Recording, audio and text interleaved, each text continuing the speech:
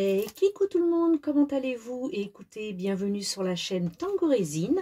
Alors aujourd'hui, ce sera une petite vidéo rapide pour une découverte. J'ai commandé, j'ai voulu de la gesmonite pour la tester. Donc mon mari l'a commandée avant-hier, elle est déjà là, elle est arrivée ce matin. Alors la gesmonite Color Berry vient d'Allemagne. Je pense que je ne sais pas si... Oui, c'était sur le carton qu'on voyait en gros Color Berry.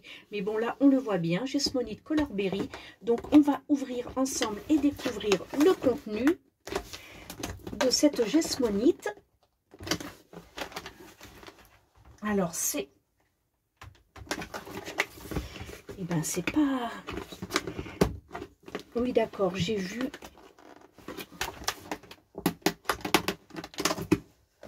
C'est pas pratique. Mais c'est normal, c'est parce que c'est neuf.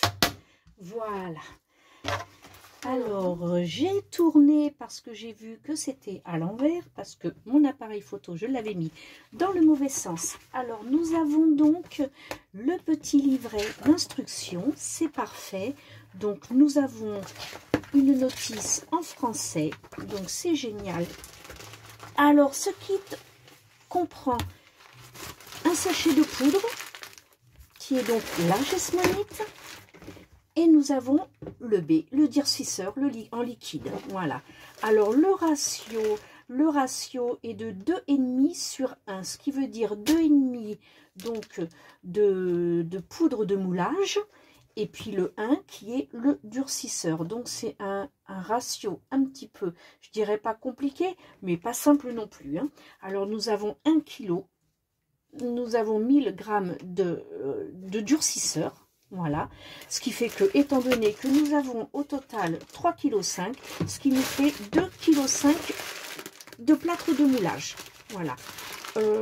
Je pense que je le mettrai peut-être directement là-dedans, ce sera plus facile que dans le sac, voilà. On va ranger ça tout de suite. Nous avons donc, alors sur la gesmonite Color Berry, alors ce n'est pas une collaboration, c'est un produit que j'ai voulu avoir pour le tester. Donc mon mari me l'a commandé.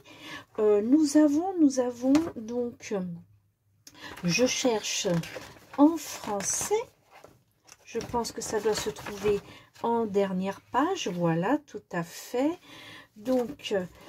Alors, outils que vous pouvez également utiliser pour travailler la gesmonite. 4 Forever Ever Cups. Bon, ce sont des cuillères, tout simplement.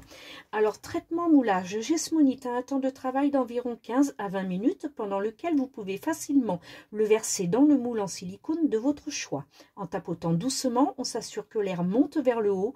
Le chauffage avec un pistolet thermique et un bec Bunsen n'est pas souhaitable ici. D'accord, donc il faut vraiment tapoter et ne pas chauffer les bulles au pistolet. Voilà, en tapotant, étant donné que c'est ni plus ni moins du plâtre, le pistolet n'est vraiment pas utile et même déconseillé apparemment. Hein.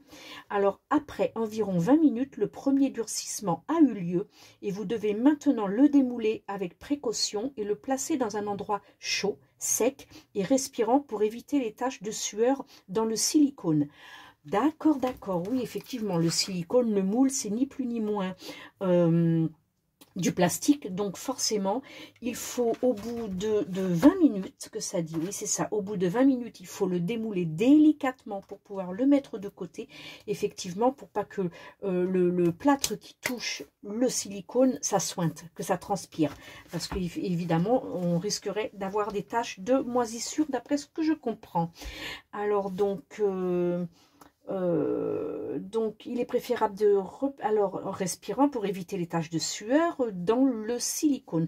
Votre œuvre d'art doit être légèrement chaude au toucher. C'est normal, vous pouvez casser les bords qui dépassent maintenant ou les limer plus tard. Oui, donc c'est d'une simplicité, ça c'est parfait, ça nous fait gagner du temps. Fait alors après environ 24 heures, 48 heures pour les œuvres plus grandes, votre œuvre d'art gesmonite sera complètement sèche. Donc 24 heures pour être sèche à cœur. Ok. Vous pouvez poncer votre œuvre à l'état humide avec du papier de verre fin. pour faire ressortir davantage votre style terrazzo. Ah oui, oui, le terrazzo, c'est très, très beau. Ce style carrelage à l'italienne, c'est vraiment très, très beau. Ça revient à la mode en plus, hein. Si vous voulez le sceller par une utilisation imperméable, par exemple pour l'extérieur ou pour l'alimentation, je recommande la cire d'abeille ou un vernis alimentaire en spray. Ah, mais ça c'est bien. En plus, ils mettent des petites astuces. Ça, c'est génial.